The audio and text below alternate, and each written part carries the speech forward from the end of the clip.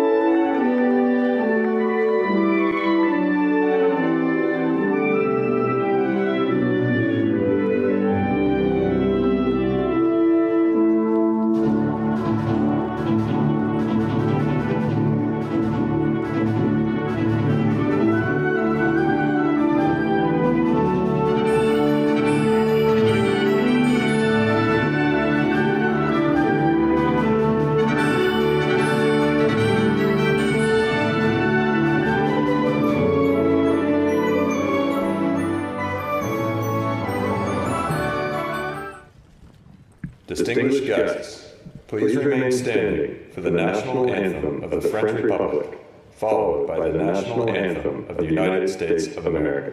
Chers invités, veuillez rester debout pour l'hymne national de la République française, suivi de l'hymne national des États-Unis d'Amérique.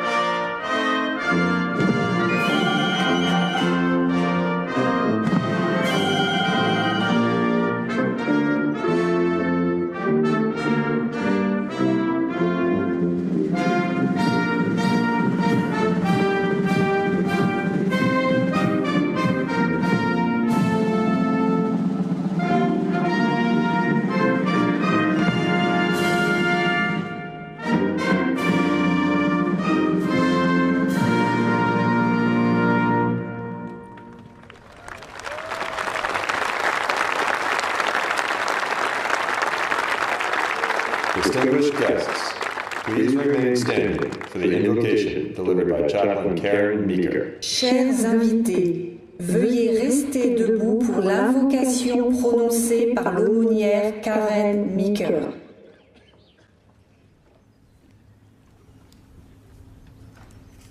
Let us bow our heads in humble reverence and solemn remembrance. Let us pray. God, when you needed someone to defend freedom, you made a soldier. When you needed someone to fight tyranny, you created a Marine. When you needed someone to protect the skies, you made an airman. When you needed someone to guard the seas, you made the sailor. And to patrol the shores, the Coast Guard. When you needed to send someone brave and true, it has always been and always will be the men and women of the armed forces. When the world needed heroes, you called the greatest generation to courage, and their answer still echoes in the soul of the nation. Shine your eternal light upon those whose gravestones encircle us as silent sentinels, reminding us of the price of liberty. Comfort with your abiding presence those who mourn empty tables and empty chairs, of those who gave their best hopes for our brighter tomorrows. Be our witness, O God, as we stand on this hallowed ground, consecrated in blood, that we will be devoted to the preservation of peace with the same determination as these here who fought fourscore years ago. As storm clouds gather on the horizon once again, rise up, O God, the next greatest generation, to meet every challenge with an unbreakable resolve to do what is right and good in your sight, not counting the cost, but weighing the unfinished work of freedom, a vision where all people can pursue the life to which you have created them. May it be so, I pray, in your holy name. Amen and amen.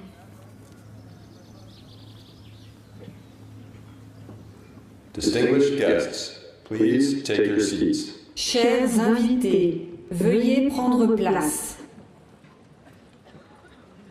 Please welcome the Secretary of the American Battle Monuments Commission, Charles K. DeJew. Veuillez accueillir le secrétaire de la Commission américaine des monuments de guerre, Charles K. DeJew.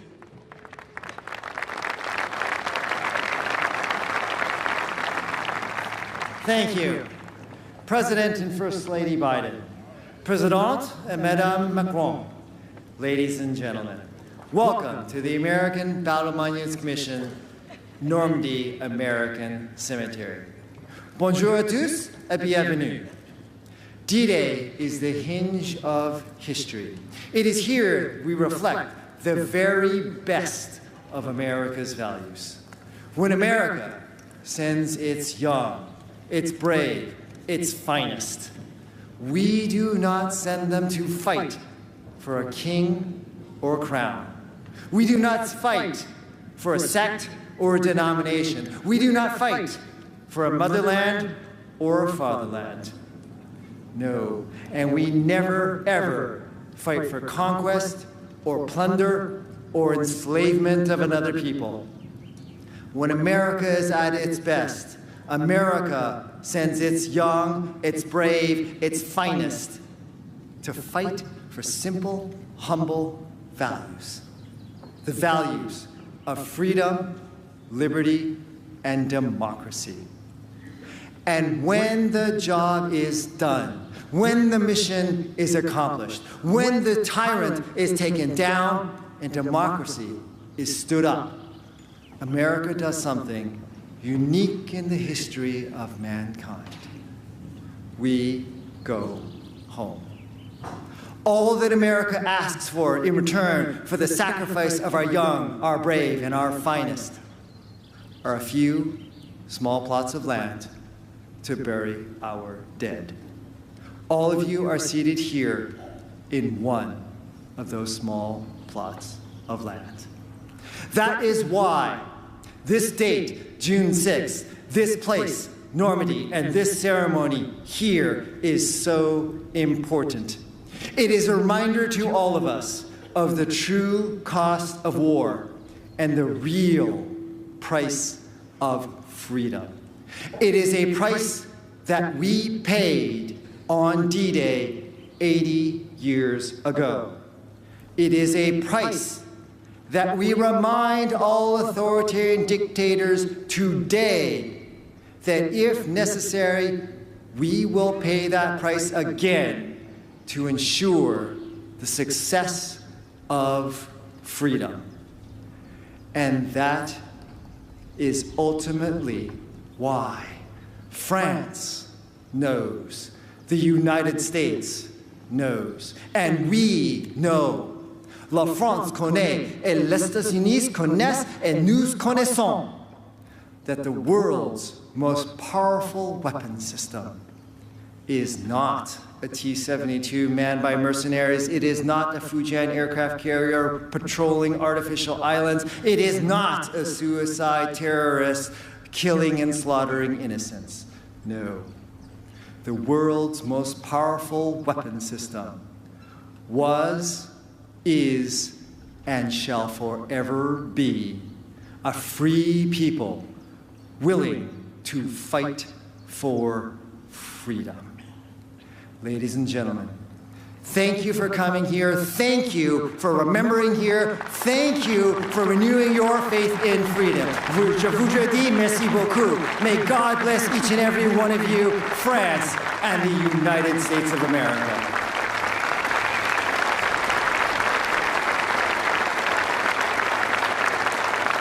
Distinguished guests, the President of the French Republic, Emmanuel Macron.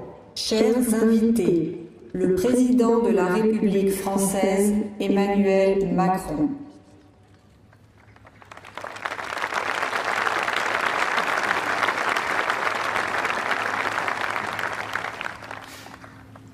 Monsieur le Président des États-Unis, cher Joe Biden, Madame la Première Dame, Dr. Jill Biden, Mesdames et Messieurs, en vos grades et qualités, Messieurs les combattants du débarquement, chers vétérans, Mesdames et Messieurs, ces humbles tombes blanches qui sont juste là, à portée de main derrière vous, sont un des lieux les plus émouvants de France. On y sent vibrer l'histoire, l'héroïsme des morts et celui des vivants. On y lit la grandeur d'un peuple prêt à mourir sur un sol qui n'est pas le sien, pour une cause qui est la sienne. Il est un sanctuaire où se transmet comme un flambeau la mémoire inlassable du jour J. Car ici est le lien séculaire entre nos deux nations, nos deux républiques qui se renouvellent et s'affirment. Un lien de sang versé pour la liberté. Ce lieu comme cette cérémonie disent notre dette à l'égard de ceux qui sont tombés, comme de ceux qui ont survécu. Et vous voilà, aujourd'hui, à nos côtés. À l'été 1944, vous aviez 20 ans à peine, parfois moins. Vous aviez une famille, des amis, une fiancée, une femme, parfois des enfants. Vous aviez des rêves, des projets, un avenir. Et vous avez tout quitté, franchi l'océan et débarqué sur les côtes de France, il y a 8 décennies de cela. Vous avez tout quitté et pris tous les risques pour notre indépendance, pour notre liberté. Cela, nous n'oublions pas. Merci.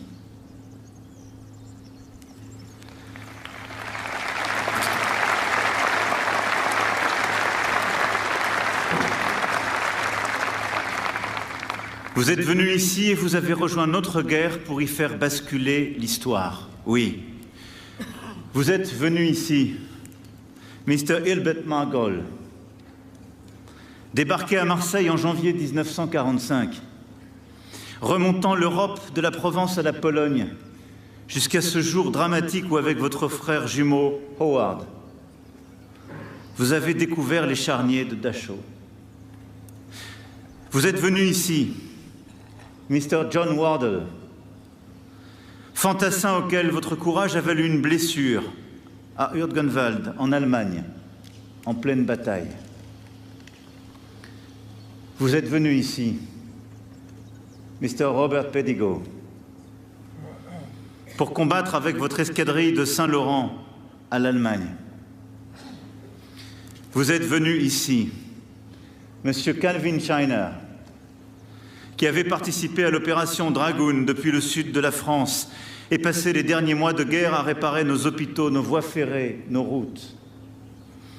Vous êtes venu ici, Monsieur Edward Berthold,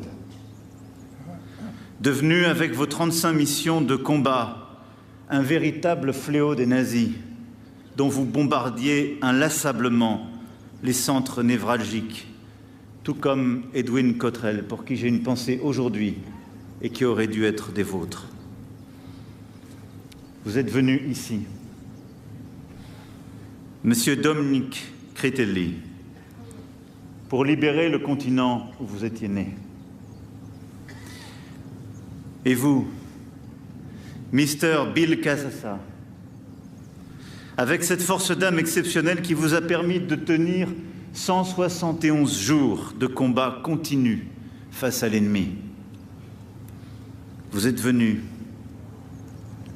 Mr. Victor Chaney, débarqué en juillet sur la plage d'Utah Beach pour libérer la Normandie, puis Angers, puis Reims. Vous êtes venu ici, Mr. Raymond Glansberg, vous, l'enfant du Bronx, combattant le long de la Moselle et des Vosges, et vous, Mr. Richard Stewart,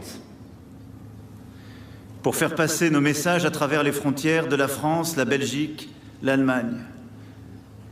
Vous êtes venu ici, Mr. John Kenyon, qui avait vécu la Normandie, la libération de Paris, le Maroc, évacuant nos blessés, transportant nos hommes et notre matériel. Vous êtes venus ici. Le monde libre avait besoin de chacun de vous, et vous avez répondu présent, comme vos frères d'armes, encore vivants, comme vos frères d'armes, alors tombés. Here you came to join your efforts with our own soldiers and to make France a free nation. And you are back here today, at home, if I may say.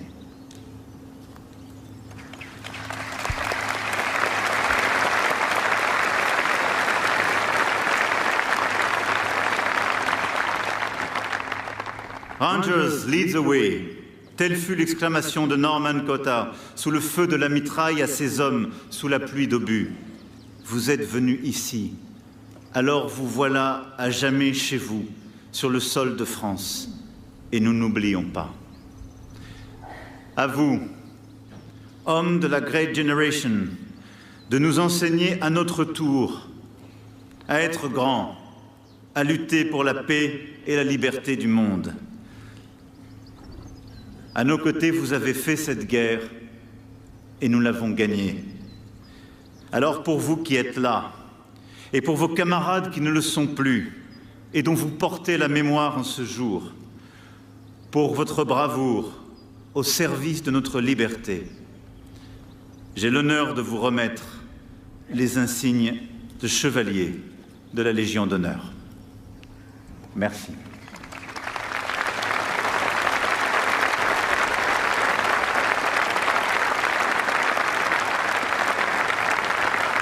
Distinguished guests, the President of the French Republic, Emmanuel Macron, will now present the National Order of the Legion of Honor. Established in 1802 by Napoleon Bonaparte, the Legion of Honor is France's highest decoration and recognizes eminent services to the French Republic. This distinguished award to these American veterans acknowledges their service and participation in the liberation of France during the Second World War. Chers invités, le président de la République française, Emmanuel Macron, va maintenant présenter l'Ordre national de la Légion d'honneur. Créée en 1802 par Napoléon Bonaparte, la Légion d'honneur est la plus haute décoration française et récompense les services éminents rendus à la République française. Cette distinction décernée à ces vétérans américains reconnaît leur service et leur participation à la libération de la France pendant la Seconde Guerre mondiale.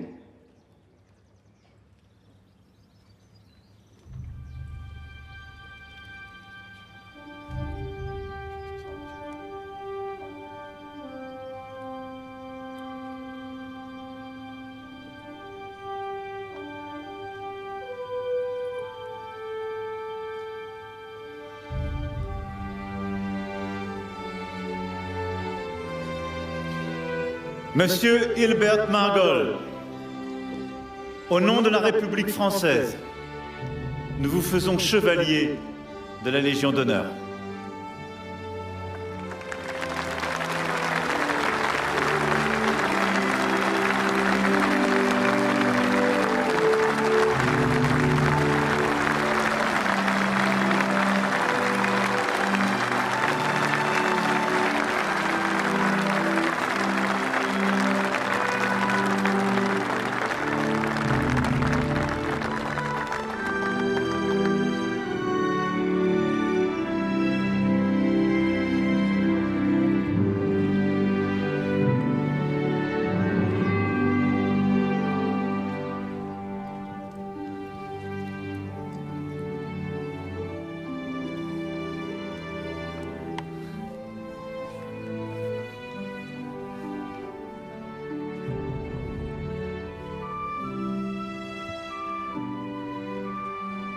Monsieur John Wardle, au nom de la République française, nous vous faisons chevalier de la Légion d'honneur.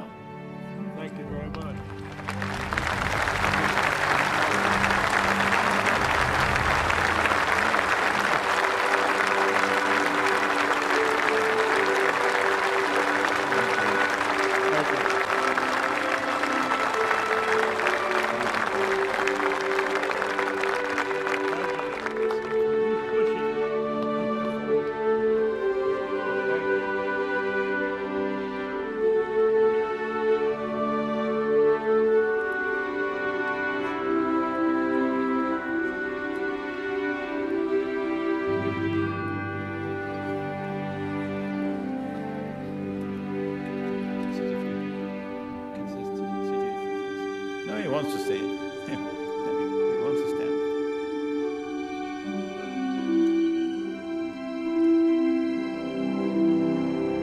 Monsieur Robert Pédigo, au nom de la République française, nous vous faisons chevalier de la Légion d'honneur.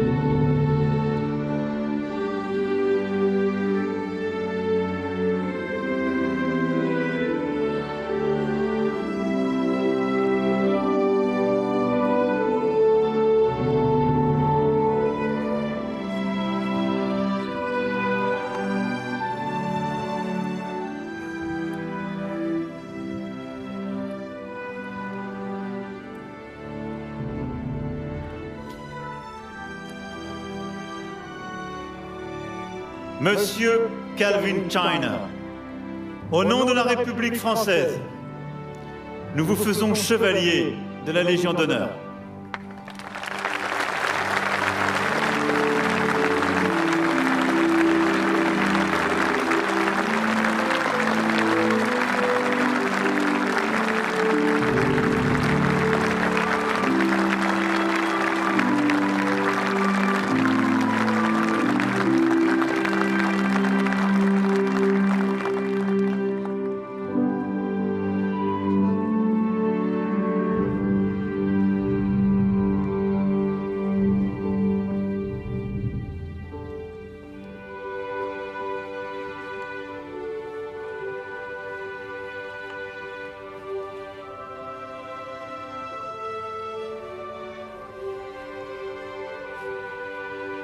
Monsieur Edward Berthold, au nom de la République française, nous vous faisons chevalier de la Légion d'honneur.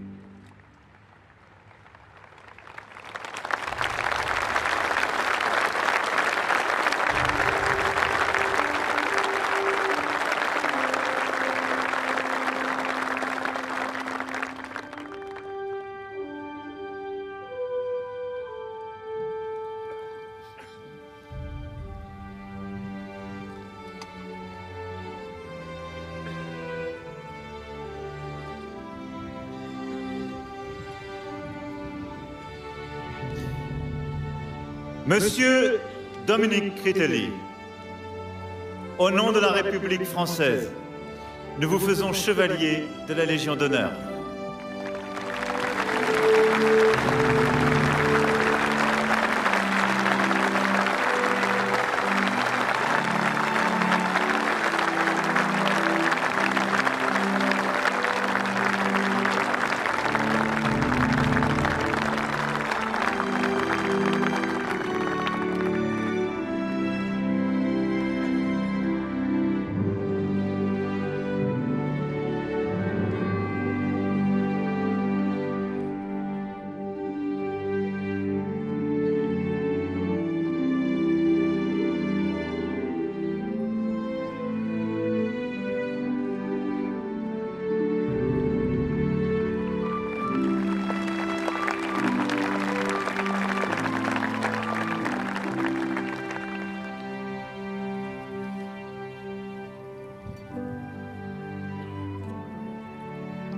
Monsieur Bill Cassassa, au nom de la République française, nous vous faisons chevalier de la Légion d'honneur.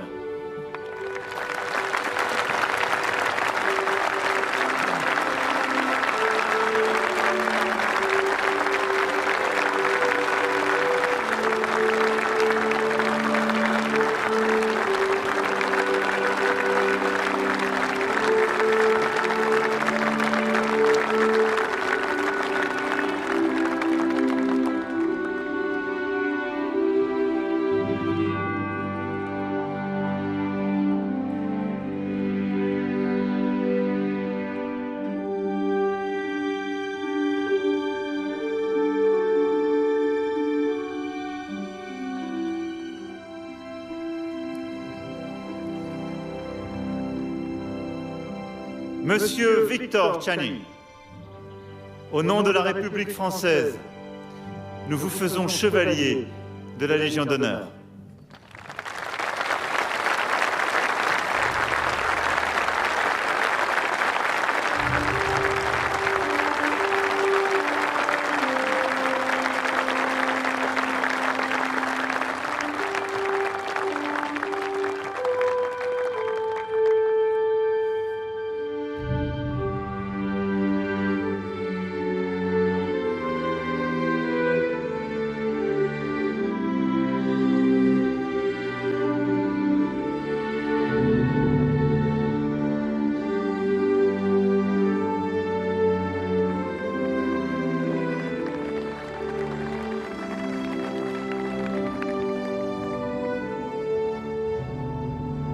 Monsieur Raymond Landsberg, au nom de la République française, nous vous faisons chevalier de la Légion d'honneur.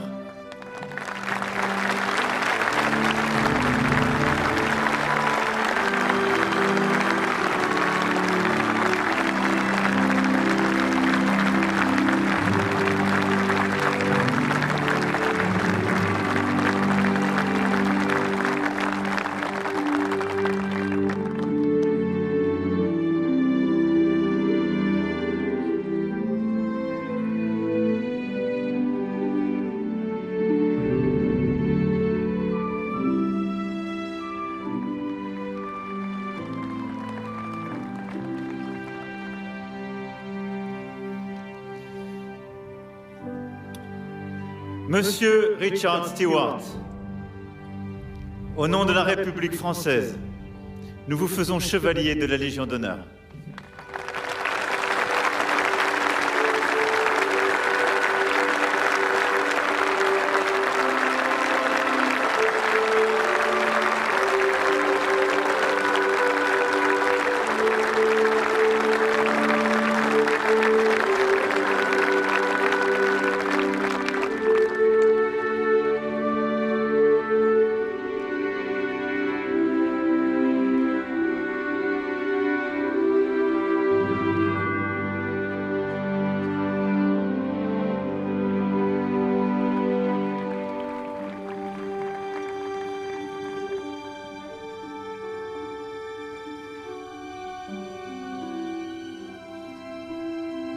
Monsieur John Kenyon, au nom de la République française, nous vous faisons chevalier de la Légion d'honneur.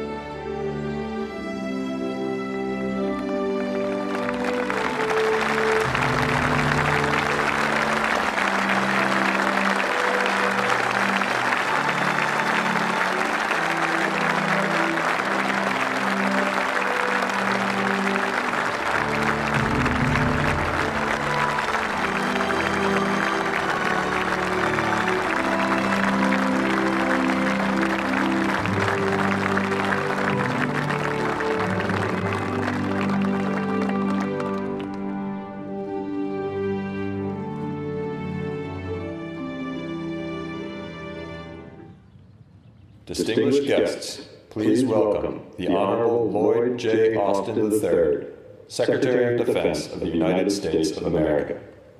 Chers invités, veuillez accueillir l'honorable Lloyd J. Austin, troisième du nom, secrétaire à la Défense des États-Unis d'Amérique. President Biden, Dr. Biden, President Macron, Mrs. Macron, distinguished guests, ladies and gentlemen, and above all, the veterans of World War II. I am honored to stand again at this hallowed place. We bow our heads to remember the more than 9,000 U.S. and Allied soldiers killed or wounded on D-Day by Hitler's forces. On behalf of the United States Department of Defense, I am here to give thanks, inadequate as that word may be. 80 years later, we thank the young Americans who took the beaches, who helped liberate France, and who helped free this continent from Nazi tyranny. We thank every Allied warrior who fought for freedom on June 6, 1944. And we thank the American and Allied veterans who have rallied once more on the shores of Normandy. Victors of D-Day, we are humbled by your presence. The young Americans who fought through the clamor and the chaos on D-Day have grown old or left us. And whenever a veteran of D-Day is gathered to his maker, in the fullness of time, after a long life lived in freedom, he wins a final victory over Hitler. You helped defeat what Churchill called a monstrous tyranny never surpassed in the dark, lamentable catalog of human crime.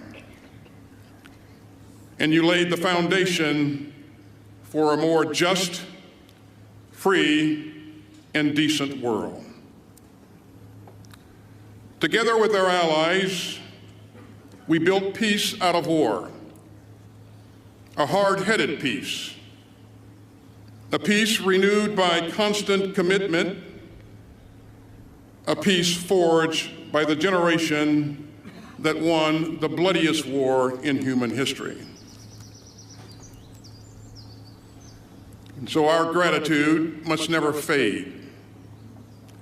Our memories must never dim, and our resolve must never fail. We still seek a world where aggression is a sin, and where human rights are sacred, and where all people can live in freedom. And so we must rally again to defend the open, post-war world of rules, rights, and responsibilities. Those rules protect us. Those rights define us. And those responsibilities summon us once more. At this hinge in history, we must again stand firm against aggression and tyranny. And as I said here last year, if the troops of the world's democracies could risk their lives for freedom then, surely the citizens of the world's democracy can risk our comfort for freedom now. So let us again uphold the spirit of D-Day. Let us again defend the principles that the Allied armies carried. And let us again thank the heroes of D-Day who kept freedom alive for us all. You saved the world.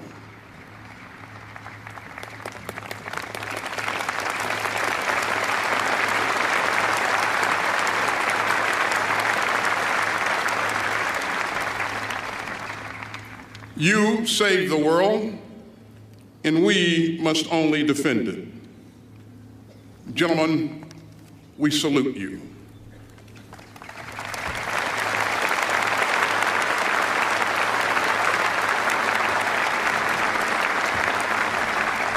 May God bless the American and Allied troops who fought here. May God bless the United States of America, and may God bless all who cherish human freedom. Thank you.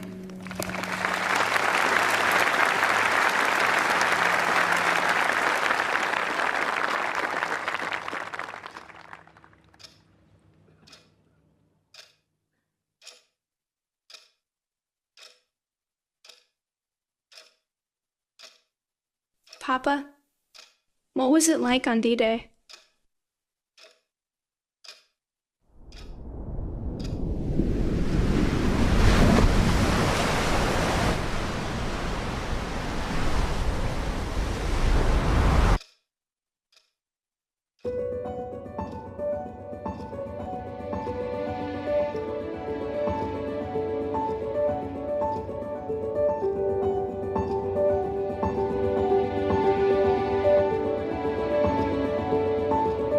We had no idea what we were going to do or where it would happen, but it was the beginning.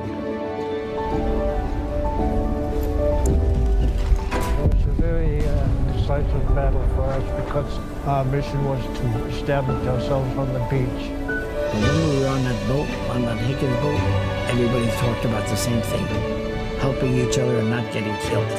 We started up this sandy area, and were hundreds of men in sight. My father jumped about 1:30 in the morning on June 6th. The plane was too low, it was too fast, the fire coming up was so thick, it was like you could walk on it. It wasn't something that we had ever seen before in all of our training. I always have said that It was the power of my mother's prayers that saved me that day.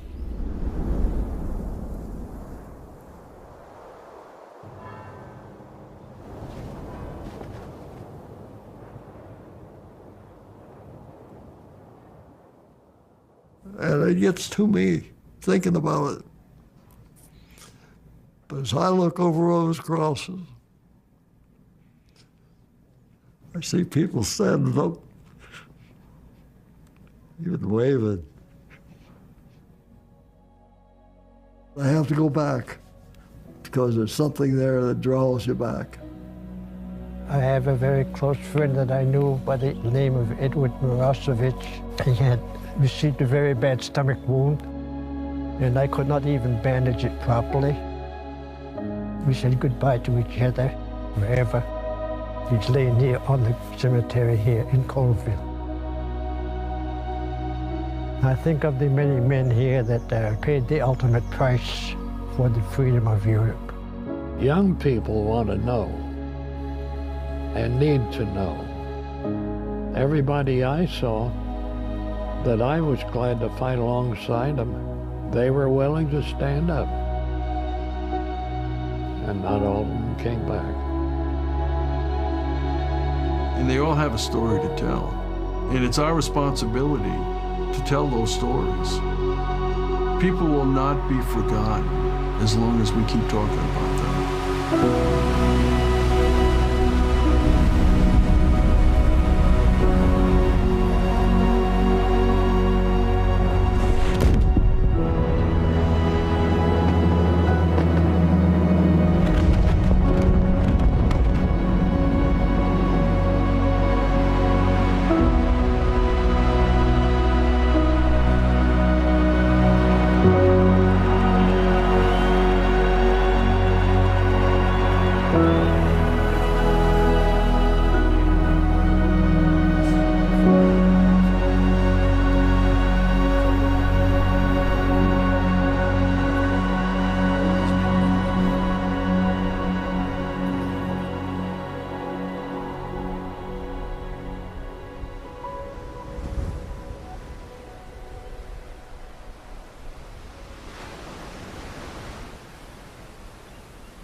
I am not a hero, I just did my job.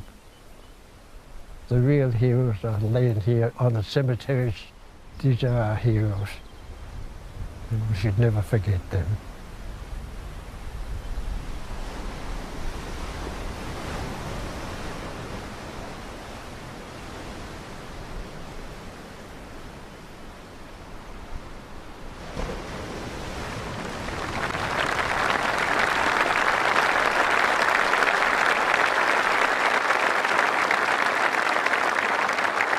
Distinguished guests, the 46th President of the United States of America, Joseph R. Biden, Jr.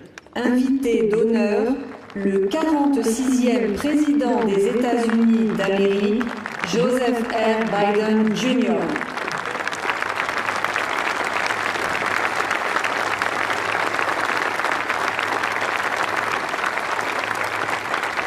The hour had nearly come. Monday, June 5th, 1944. The evil of Hitler's Third Reich was devastating the world.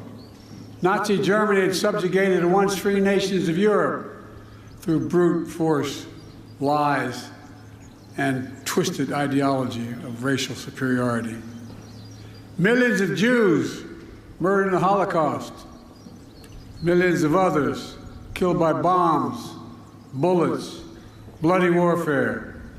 Hitler and those with him thought democracies were weak, that the future belonged to dictators. Here, on the coast of Normandy, the battle between freedom and tyranny would be joined. Here, on that June morning, the testing was at hand. President Macron, Mrs. Macron, Secretary Austin, Secretary Blinken, distinguished guests, most of all, our honored veterans who met that test at the ages, a test of ages to that moment, 80 years ago today.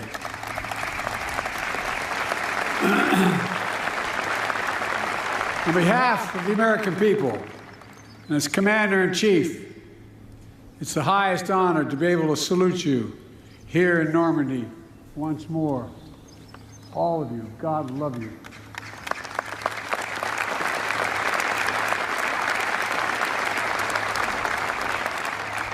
Winston Churchill called what happened here, quote, the greatest, most complicated operation ever, end of quote.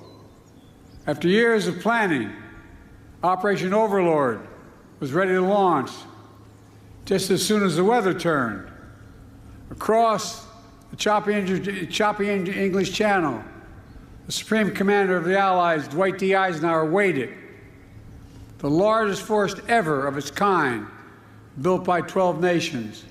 Men, guns, planes, naval craft of every description waited.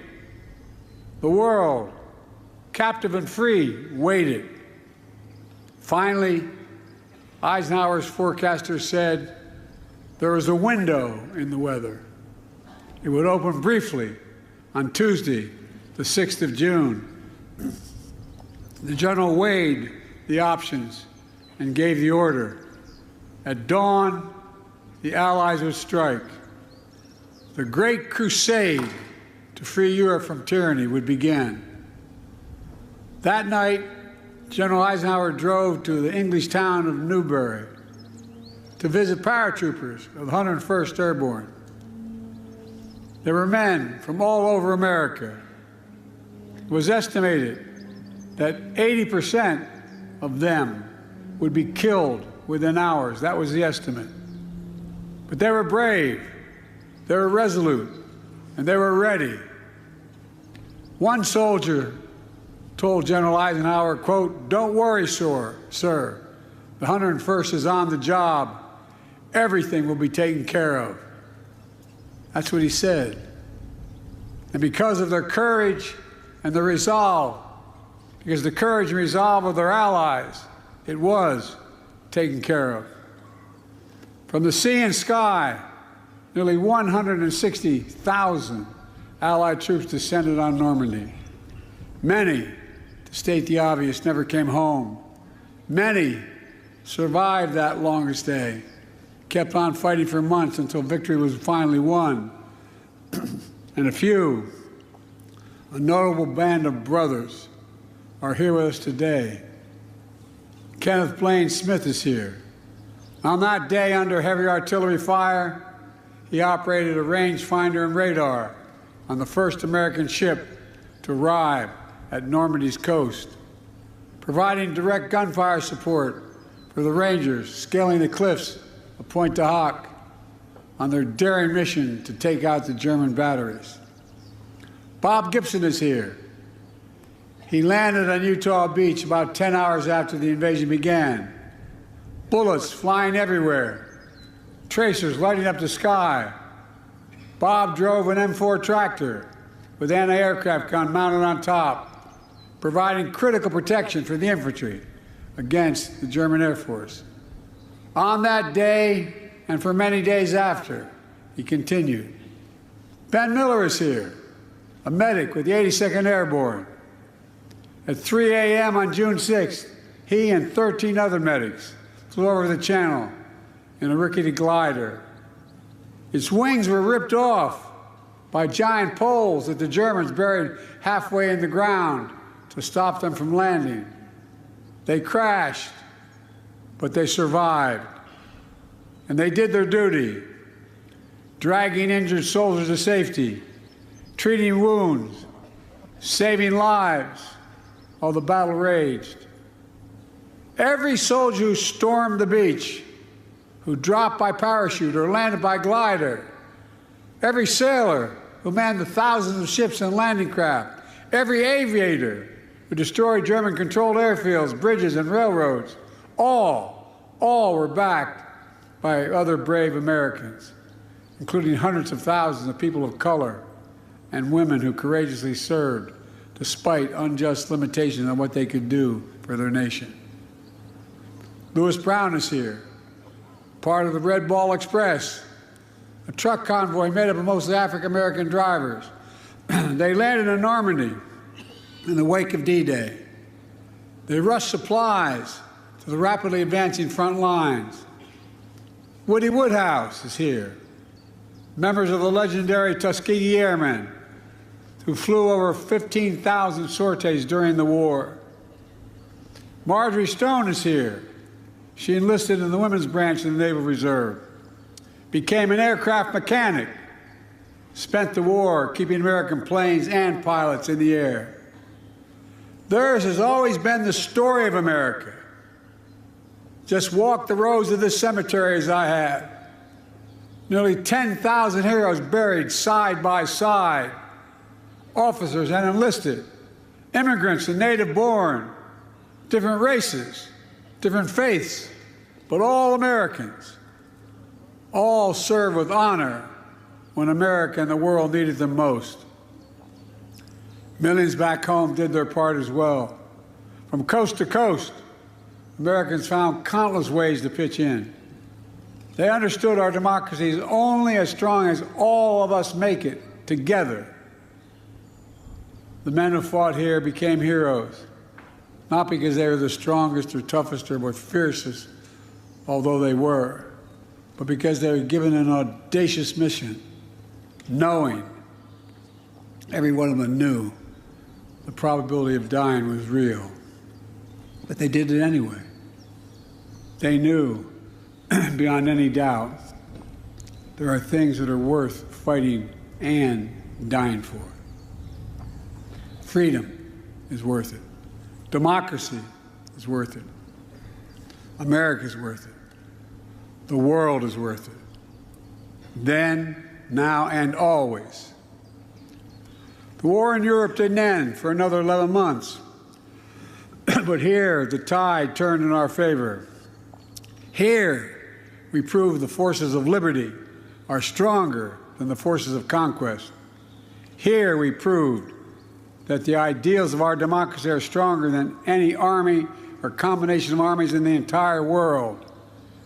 We proved something else here as well, the unbreakable unity of the Allies.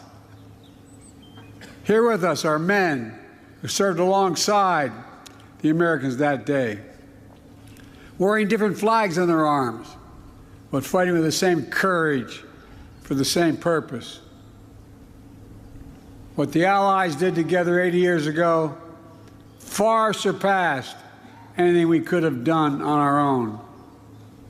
It was a powerful illustration of how alliances, real alliances, make us stronger. A lesson that I pray we Americans never forget. Together we won the war. We rebuilt Europe, including our former enemies. It was an investment in what became shared and a prosperous future.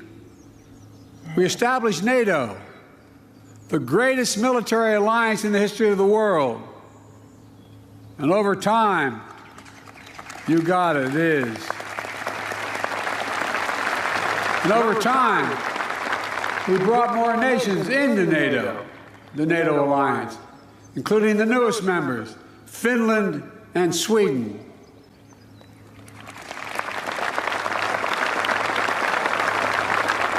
Today, NATO stands at 32 countries strong, and NATO is more united than ever, and even more prepared to keep the peace, deter aggression, defend freedom all around the world.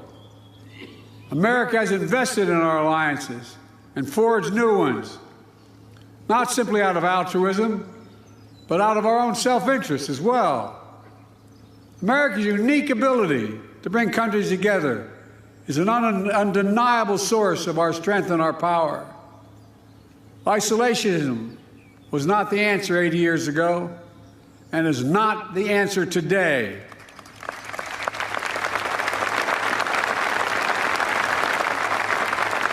We know the dark forces that these heroes fought against 80 years ago.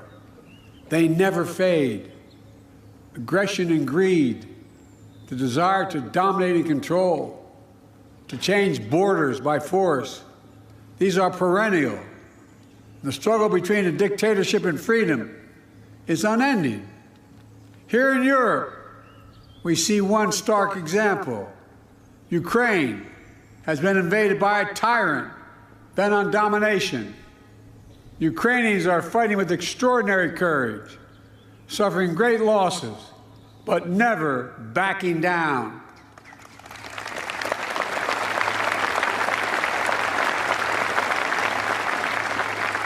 They've been inflicted on the Russian aggressors. They've suffered tremendous losses, Russia. The numbers are staggering.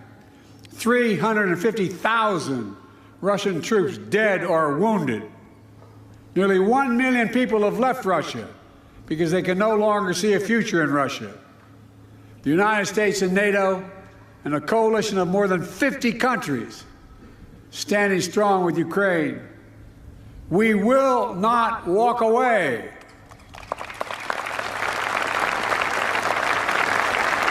Because if we do, Ukraine will be subjugated, and it will not end there. Ukraine's neighbors will be threatened. All of Europe will be threatened. And make no mistake, the autocrats of the world are watching closely to see what happens in Ukraine, to see if we let this illegal aggression go unchecked. We cannot let that happen. To surrender to bullies, to bow down to dictators, is simply unthinkable.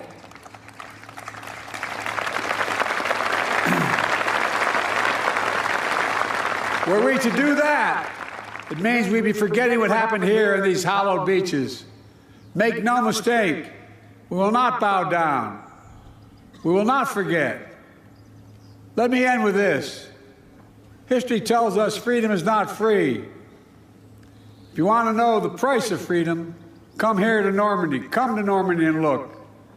Go to the other cemeteries in Europe where our fallen heroes rest. Go back home to Arlington Cemetery. Tomorrow, I will pay respects at Pointe du Hoc. Go there as well and remember, the price of unchecked tyranny is the blood of the young and the brave.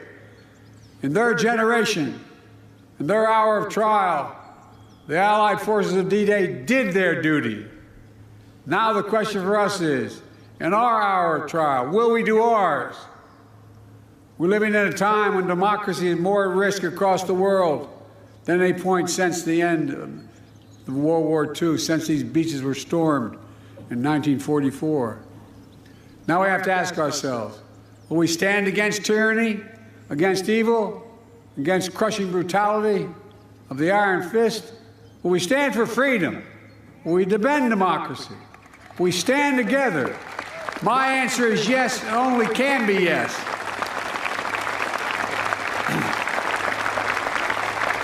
We're not far off from the time when the last living voices of those who fought and bled on D-Day will no longer be with us. So we have a special obligation. We cannot let what happened here be lost in the silence of the years to come. We must remember it, must honor it, and live it. And we must remember the fact that they were heroes here that day does not absolve us from what we have to do today. Democracy is never guaranteed. Every generation must preserve it, defend it, and fight for it. That's the test of the ages. In memory of those who fought here, died here, literally saved the world here. Let us be worthy of their sacrifice. Let us be the generation that when history is written about our time, in 10, 20, 30, 50, 80 years from now, it'll be said, when the moment came, we met the moment. We stood strong. Our alliances were made stronger. We saved democracy in our time as well. Thank you very much, and may God bless you all, and may God protect our troops. Thank you.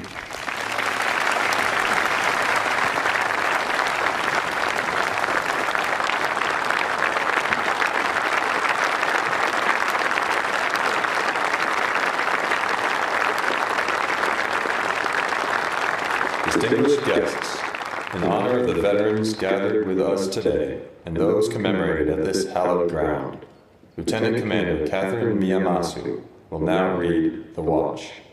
Chers invités, en l'honneur des vétérans réunis avec nous aujourd'hui et de ceux qui sont commémorés dans ce lieu sacré, la capitaine de corvette Catherine Miyamasu va maintenant lire The Watch, la garde. Detail! Attention!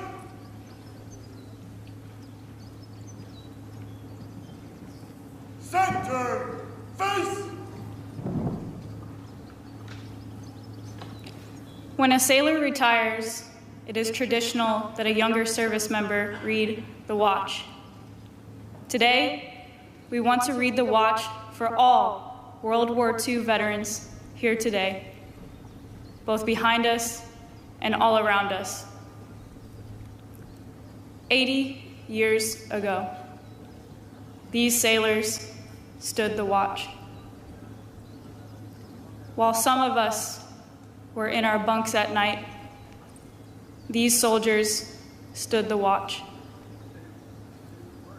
While some of us were in school learning our trade, Marines, airmen, and coasties stood the watch. Yes, even before some of us were born into this world. The men behind me and their brothers and sisters who lay before me stood the watch. In those years, when the storm clouds of war were seen brewing on the horizon of history, they stood the watch. Many times, they would cast an eye ashore and see family standing there, needing guidance and help, needing that hand to hold in those hard times. But still, they stood the watch. They stood the watch 80 years ago. They stood the watch so that we, our families, and our fellow countrymen and women can sleep soundly in safety each and every night, knowing that these veterans stood the watch. Today, we are here to say, World War II veterans, the watch stands relieved. Relieved by those you have trained, guided, and led. American World War II veterans, you stand relieved. We have the watch.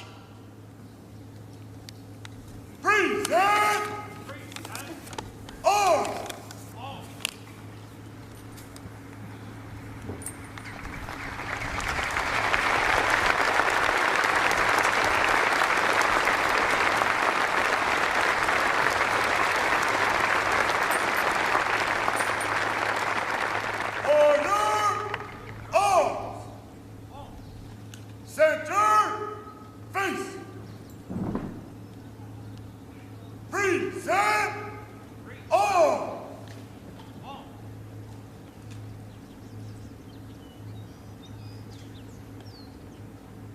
Distinguished guests, please rise if you are able, as we salute those memorialized here at Normandy American Cemetery, and remain standing for the playing of La Sonnerie au Mort and taps, and the departure of the official party. Chers invités, veuillez vous lever si vous le pouvez pour saluer ceux qui sont commémorés ici au cimetière américain de Normandie et rester debout pour l'interprétation de la sonnerie aux morts et de taps et pour le départ de la délégation officielle.